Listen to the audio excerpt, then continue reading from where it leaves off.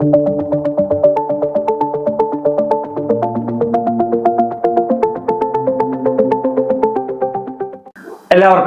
എൻ്റെ നമസ്കാരം.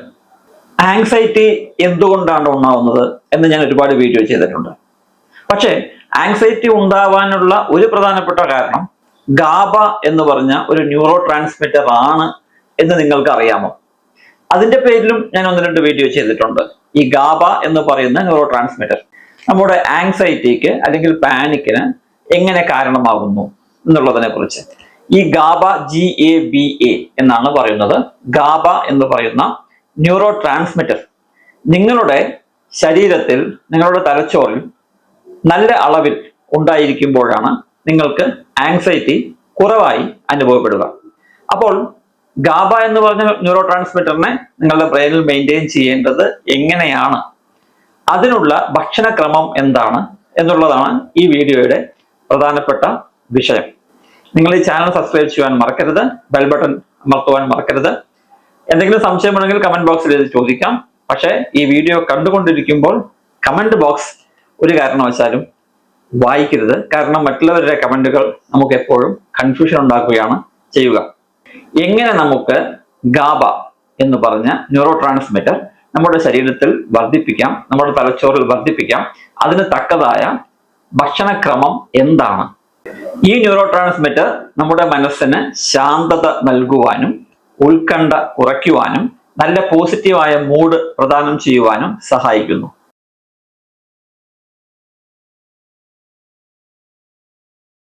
ഒന്നാമത്തെ പറയാനുള്ളത് പുളിപ്പിച്ച ഭക്ഷണങ്ങൾ, ഫെർമെന്റഡ് ഫുഡ് എന്ന് പറയും. അതായത് നമ്മൾ പുളിപ്പിച്ച ഭക്ഷണങ്ങൾ, തൈര് പുളിപ്പിച്ച ഭക്ഷണമാണ്, അച്ചാറുകൾ, പലതരത്തിലുള്ള അച്ചാറുകൾ, പുളിപ്പിച്ച കഞ്ഞി, ഇവയെല്ലാം സാധാരണഗതിയിൽ ഇവയിൽ ധാരാളം പ്രോബയോട്ടിക്സ് അടങ്ങിയിരിക്കുന്നത് കൊണ്ട് അത് ഈ ഗാബ എന്ന് പറഞ്ഞ ന്യൂറോ ട്രാൻസ്മിറ്റർ ഉൽപ്പാദിപ്പിക്കുവാൻ സഹായകരമാകുന്നു.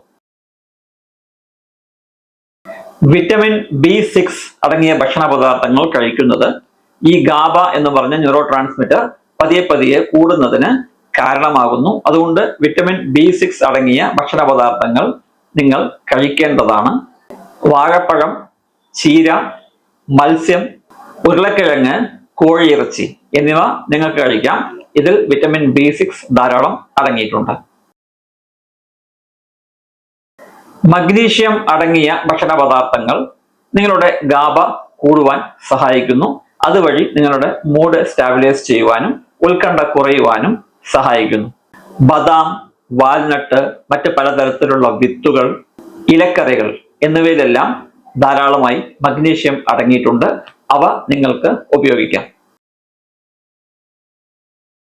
അടുത്തതായി സിങ്ക് അടങ്ങിയ ഭക്ഷണ പദാർത്ഥങ്ങൾ നിങ്ങളുടെ ഭക്ഷണത്തിൽ ഉൾക്കൊള്ളിച്ചാൽ സ്വാഭാവികമായും നിങ്ങളുടെ ശരീരത്തിൽ, നിങ്ങളുടെ തലച്ചോറിൽ ഗാബയുടെ അളവ് കൂട്ടുവാൻ അവ സഹായിക്കുന്നു. ഇതിനായി കടൽ വിഭവങ്ങൾ, പയർവർഗ്ഗങ്ങൾ, ബീഫ് മുതലായവ നിങ്ങൾക്ക് കഴിക്കാം.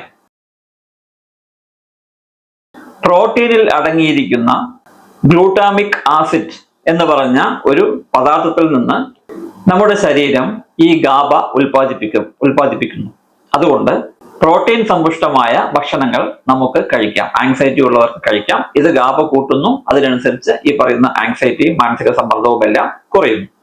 പയറുവർഗ്ഗങ്ങൾ, ഇറച്ചി, മുട്ട, മാംസം ഇവയെല്ലാം കഴിക്കുന്നത് പ്രോട്ടീൻ കൂടുവാൻ സഹായിക്കുന്നു.